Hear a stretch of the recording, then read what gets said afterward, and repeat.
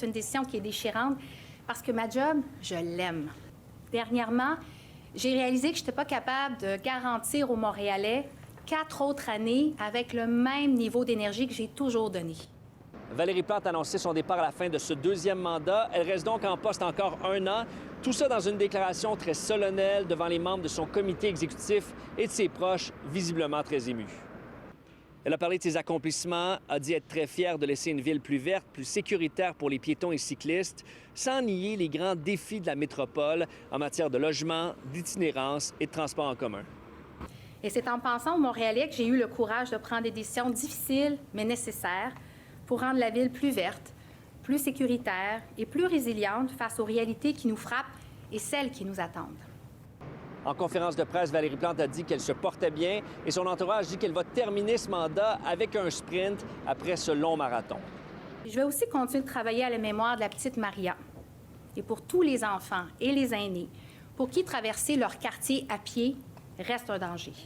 Pendant vos mandats, le quartier a changé positivement pendant toutes vos années. Oui.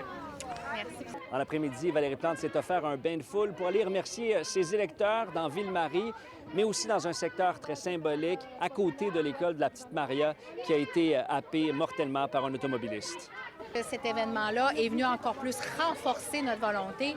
Les rues de quartier, les quartiers, c'est pas des raccourcis. Fait que je suis fière de ce qu'on a fait. Et vous n'allez pas lui serrer la main, on dirait? Bien, c'est pas que je l'haïs, là, mais en fait, avec tous les changements de direction qui ont fait ici, là, il y a des embouteillages maintenant, même sur rue Hochelaga. Moi, j'arrive même plus à entrer dans mon stationnement.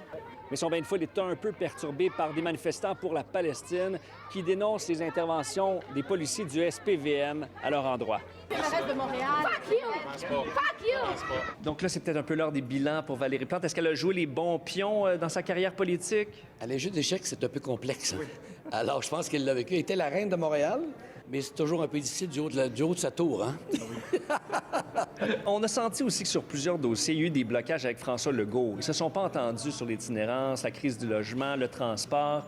Moi, je pense que le gouvernement aurait dû beaucoup plus respecter la métropole ainsi que sa mairesse. Ce matin, je lui ai dit, je suis tellement heureux pour toi. C'est la bonne décision. C'est dur, hein? Bien, c'est la santé. À un moment donné, je pense qu'elle est en forme, elle est en santé, Valérie, mais elle veut le demeurer en santé. Les prochaines élections municipales à Montréal, c'est dans 1 an, en novembre 2025. Et autant le parti de Valérie Plante, Projet Montréal, qu'Ensemble Montréal, l'ancien parti de Denis Coderre, n'ont pas de chef. Il y aura des courses à la chefferie au cours des prochains mois. À Montréal, Étienne Fortin-Gauthier pour Nouveau Info.